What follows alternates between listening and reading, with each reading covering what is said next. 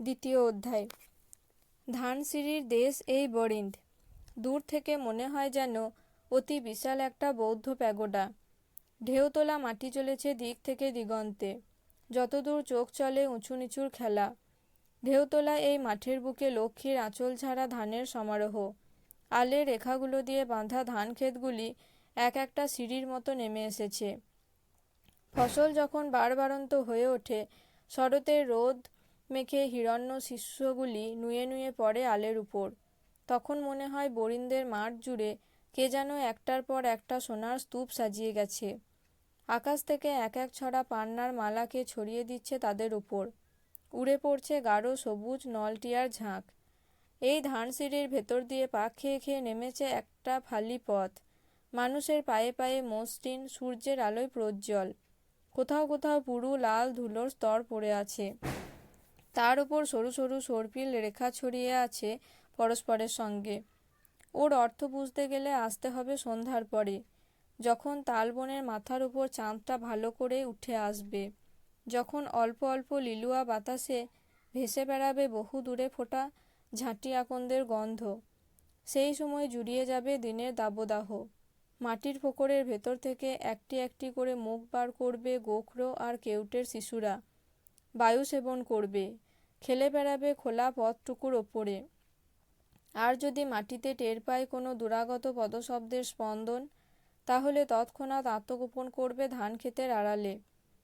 সাইকেলের ব্রেকটা চেপে ধরে এই ঢালু পথ দিয়ে নামছিল রঞ্জন। লক্ষ্মীর আঁচল ঝাড়া ক্ষেত, দুধারে বিস্তীর্ণ, কিন্তু একটু লক্ষ্য করলেই দেখা যাবে ধান এবারে হৃতশ্রী। অসময়ে কয়েক পশলা বৃষ্টি পড়ে পোকা লেগেছে ধানে। শুক্তির বুকে আঁকড়ে রাখা মুক্তোর মতো ধানের স্নেহকোষে সঞ্চিত শস্যকণাটি কেটে খেয়েছে কীটেরা। এলোমেলো বাতাসে রেণু রেণু তুষ উড়ে যাচ্ছে। ক্ষেতের দিকে তাকিয়ে তাকিয়ে চিন্তিত হয়ে উঠল রঞ্জন। গত বছর বন্যায় ফসল গেছে, এবারে যদি পোকায় সর্বনাশ করে, তাহলে মানুষের দুর্গতির কিছু বাকি থাকবে না আর। গেলবার আগাগোড়ায় আবিরাদের কার্যের উপর চালাতে হয়েছে। এবারে যদি শোধ না করতে পারে, তাহলে না খেয়ে মরতে হবে দেশশুদ্ধ লোককে। ধানের ক্ষেতে সবটাই সোনা নেই, তাতে কলঙ্কের দাগ পড়েছে। অথবা কোনো দিনই সোনা ছিল না, ওর ভেতরে সবখানি খাদ, সবটুকুই কলঙ্ক। দূর থেকে দেখেছে বলেই বুঝতে পারেনি। মনে হয়েছিল রৌদ্রপীত স্বর্ণাঞ্চল বুকে টেনে নিয়ে ঘুমিয়ে আছেন বঙ্গলক্ষ্মী। অনেক কবিতা লেখা হয়েছে তা নিয়ে, অনেক উচ্ছ্বাসে মুখর হয়েছে শহরের বক্তৃতা মঞ্চ, কিন্তু ক্রমাগত বর্ষা আর ঝোড়ো হাওয়ার ঝাপটায় ফিকে হতে শুরু করেছে গিলটির রং। কিছু বোঝা যাচ্ছে না, কেমন সন্দেহ হয় একটা আকাল নামছে। আকাশের ওই দিকটাতে মেঘ জমে উঠছে, হয়তো ফাঁকা, হয়তো শেষ রাতের দিকে খানিক বৃষ্টি হতেও পারে। কিন্তু মনে হয় ওটা যেন একটা বিশাল গিন্নি শকুন। সামনের দিকে মেঘের যে অংশটুকুর ওপর রোদ জ্বলছে, তা ওরই সানানো ঠোঁট। সব দেহের মতো পৃথিবী পড়ে আছে দিকে দিকে, শুকনো কুঞ্চিত চামড়ায় বলিচিহ্নের মতো সাপের রেখা। এখনই তো তার কাজ, জমি তৈরি হচ্ছে, সময় আসছে এগিয়ে। খাটনিও বড় বেশি পড়েছে কিছুদিন যাবৎ। কুমার ভৈরব নারায়ণের ওখান থেকে বাস এবার তুলতে হলো। গীতা পাঠের অভিনয়টা আর চলছে না। কুমার বাহাদুরও এর মধ্যে সন্দেহ করেছেন বলে মনে হয়। সেদিন সবে যখন কুমার বাহাদুরের আফিংয়ের মৌজটা বেশ জমে উঠেছে, ডেক চেয়ারটায় লম্বা হয়ে গড়গড়ার নল নিয়ে তিনি চোখ বুজেছেন, আর বালাখানা তামাকের আমেজে ভারী হয়ে গেছে ঘর, তখন রঞ্জন খুব দরদ দিয়ে তাকে গীতা বোঝাচ্ছিল। কুমার বাহাদুরের ডায়াবেটিস আছে। শরীরের কোথাও ইলসে গুড়ির ফোঁটার মতো একটা ফুসকুড়ি দেখলে আতঙ্কে লাফিয়ে ওঠেন তিনি। চেঁচিয়ে ওঠেন, ডাক্তারকে বোলাও, আনো ইনসুলিন। মৃত্যুভয় তার নিত্যসঙ্গী। সেই জন্য রঞ্জন তাকে কিছুটা আশ্বাস দেবার প্রয়োজন বোধ করেছিল। গলার স্বরে যথাসাধ্য আধ্যাত্মিকতা সঞ্চার করেই সে পড়ে যাচ্ছিল, বাসাংসি জীর্ণানি যথা বিহাই নবানি গৃহ্ণাতি নরপরাণী শরীরানি তথা বিহায় জীর্ণান্নানি সংজাতি নবানি দেহি। অর্থাৎ কিনা, হে কৌন্তেয়, জীর্ণ বস্ত্র পরিত্যাগ করে মানুষ যেমন নতুন বস্ত্র গ্রহণ করে থাকে, তেমনি জীর্ণ শরীরকেও ত্যাগ করে মানুষ, ইত্যাদি ইত্যাদি। শ্লোকটা কুমার ভৈরব নারায়ণের অত্যন্ত প্রিয়, কারণ মৃত্যুর দুর্ভাবনা এতে অনেকটা যেন লাঘব হয়ে আসে। আত্মা অজরামর, এই সত্যটা অধিগত হলে সঙ্গে সঙ্গে এ বিশ্বাসও আসে যে মরেই তিনি পত্রপাঠ ফুরিয়ে যাবেন না, তার জমিদারির সত্ত্ব স্বামিত্ব ভোগ করবার জন্য আবার দেহ ধারণ করে ফিরে আসবেন মর্তে। কিন্তু ডায়াবেটিস ভীত কৌন্তেয় অর্থাৎ কুমার বাহাদুর আজ এমন মনোরম আলোচনাতেও গদগদ হয়ে পড়লেন না। ফর্সিতে একটা টান দিয়ে কেমন মিটিমিটি চোখে তাকালেন। বললেন, আচ্ছা ঠাকুরবাবু। একদিকে বাবু, অন্যদিকে ঠাকুরমশাই, এই দুই মিলিয়ে হিজলবনির রাজবাড়িতে এই বিচিত্র নামকরণ হয়েছে রঞ্জনের, ঠাকুরবাবু।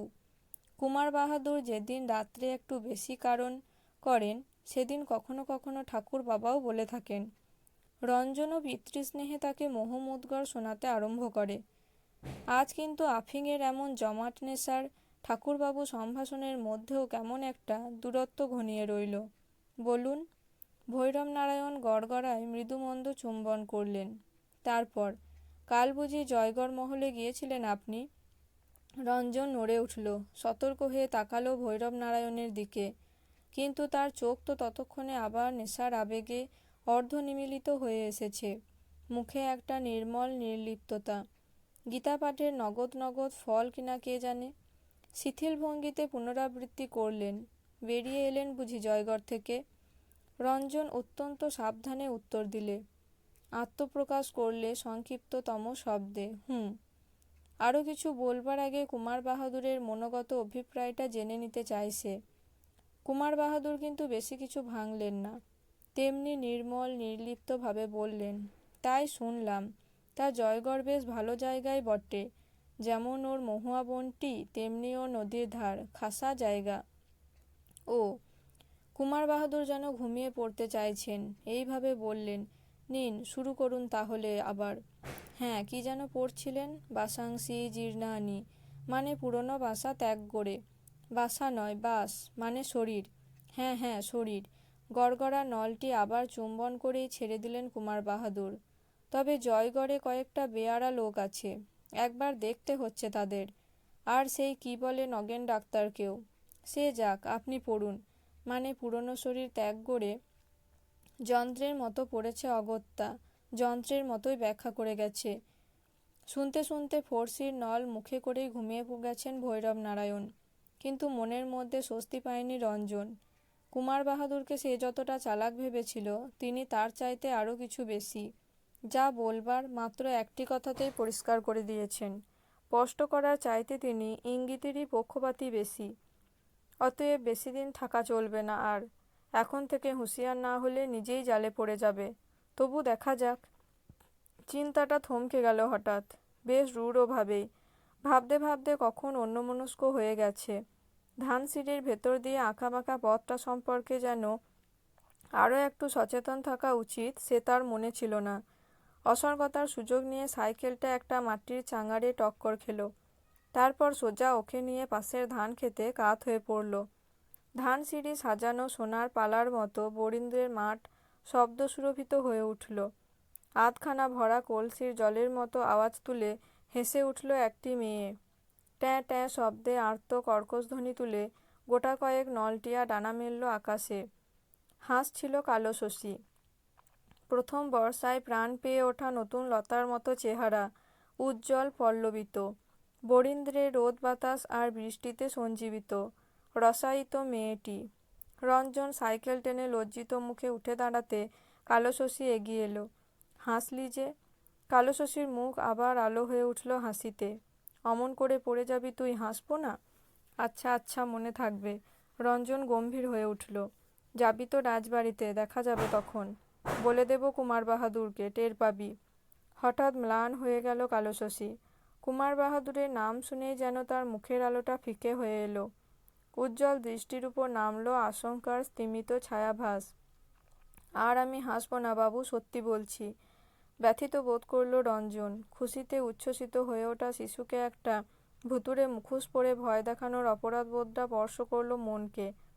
সঙ্গে সঙ্গে কুমার ভৈরব নারায়ণের মুখখানা স্মৃতির ওপরে উদ্ভাসিত হয়ে উঠল একবার। সাধারণ মানুষের মুখের চাইতে প্রায় 1.5 গুণ বড়, টকটকে রাঙা তার রং। পুরু একজোড়া ঠোঁটের ভেতর থেকে দাঁতগুলো এমন ভঙ্গিতে বেরিয়ে থাকে যে অকারণ পুলকে সে মুখে এক আঁটি বিচালি গুজে দিতে ইচ্ছে করে। হাসির বালাই সেখানে নেই, শুধু খামোখা মনে হয় লোকটা বুঝি মাথার ওপর থেকে একজোড়া শিং বের করে এখনই গুঁতিয়ে দেবে কাউকে। কালো শশীর দোষ নেই। সদয় কণ্ঠে রঞ্জন বললে, আচ্ছা, এ যাত্রা মাপ করা গেল, কিন্তু কি নিয়ে যাচ্ছিস তুই? ঝাঁপিতে কি ও? একটা মজার জিনিস আছে, দেখবি? কালো শশীর মুখে আবার প্রাণের ছায়া পড়ল। মজার জিনিস? দেখি।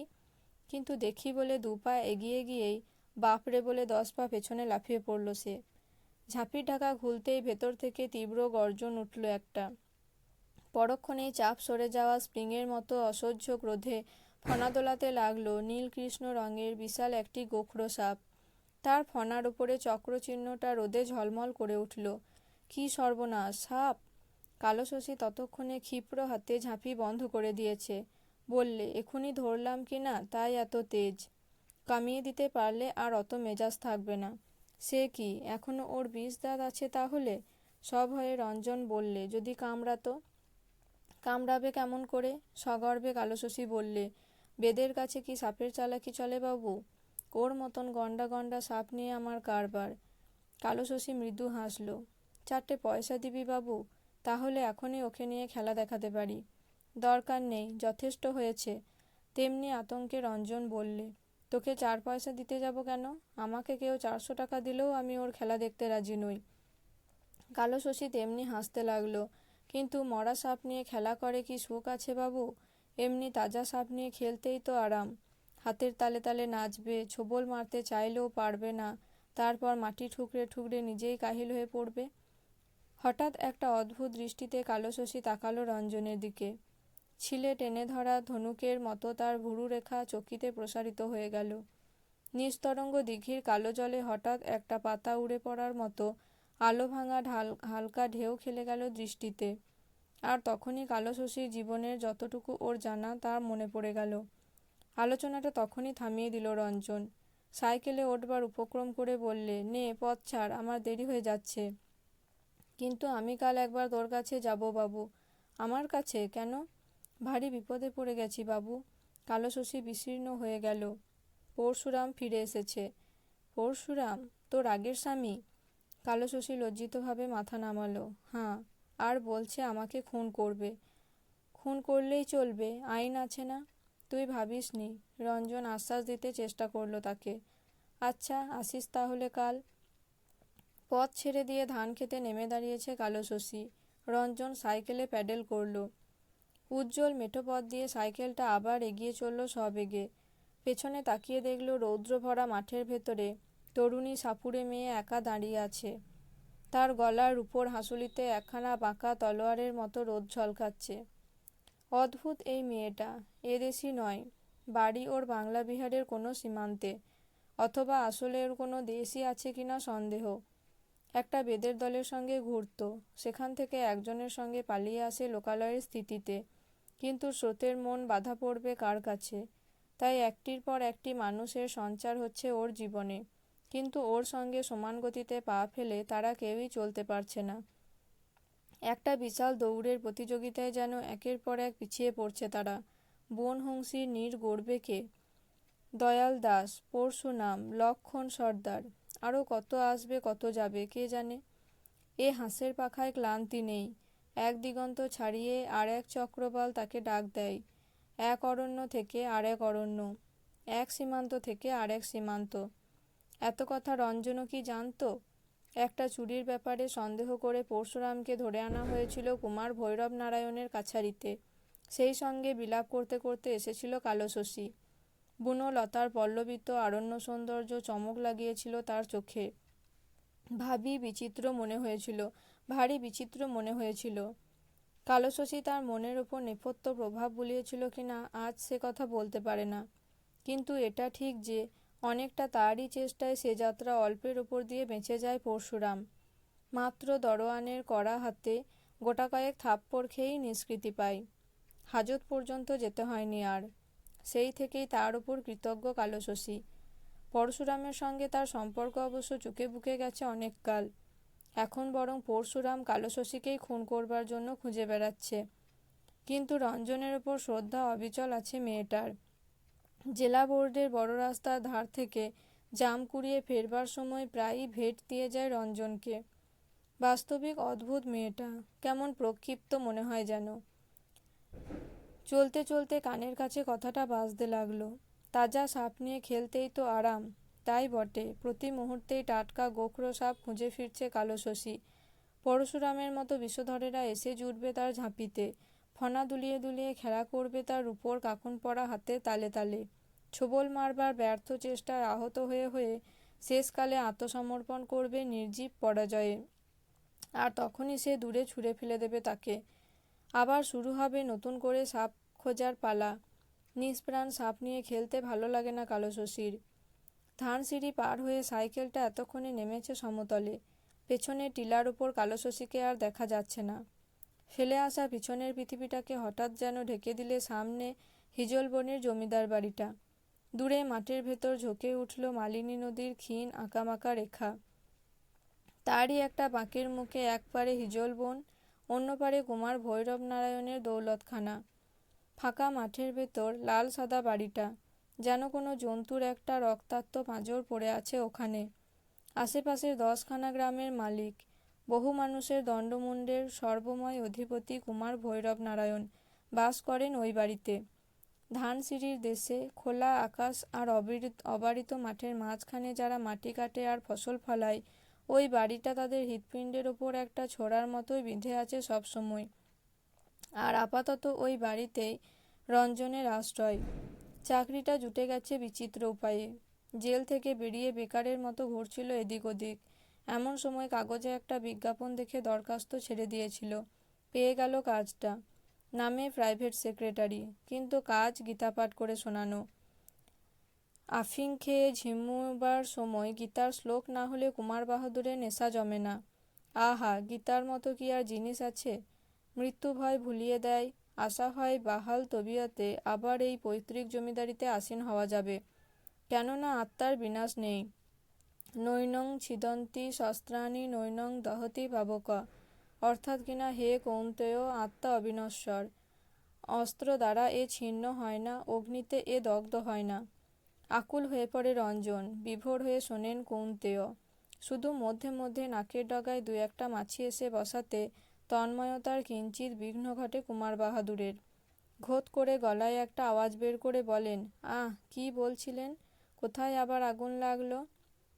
মুখে আসে তোমার ল্যাজ্জে, কিন্তু প্রকাশ্যে বললে চাকরি থাকে না, সুতরাং বেশ ভদ্র ভাষায় জানাতে হয়। আজ্ঞে না না, আগুন কোথাও লাগেনি। ওই ওই গীতায় বলছে আর কি, মানে আত্মা কখনো দগ্ধ হয় না। যাক বাঁচালেন। সাধারণ মানুষের দেড়া মুখখানায় নিশ্চিন্ত একটা ভঙ্গি ছড়িয়ে আবার ঝিমোতে থাকেন ভৈরব নারায়ণ। মাঝে মাঝে গাল নড়ে ওঠে, যেন জাবর কাটছেন। আর চোখে দেখতে দেখতে তোতা পাখির মতো রঞ্জন শুরু করে, হে পাণ্ডুপুত্র। কিন্তু এতদিন ধরে সে বোধহয় অবিচার করছিল খানিকটা। যতটা ঘুমন্ত ভেবেছিল ভদ্রলোককে, তিনি তা নন। নেশার ঘোরেও চোখ মেলে রাখতে জানেন। হাত ঘড়িটার দিকে তাকিয়ে দেখল, 5টা। সর্বনাশ, এখনই চায়ের টেবিলে তার ডাক পড়বে। রঞ্জন দ্রুত সাইকেলটাকে চালিয়ে দিল।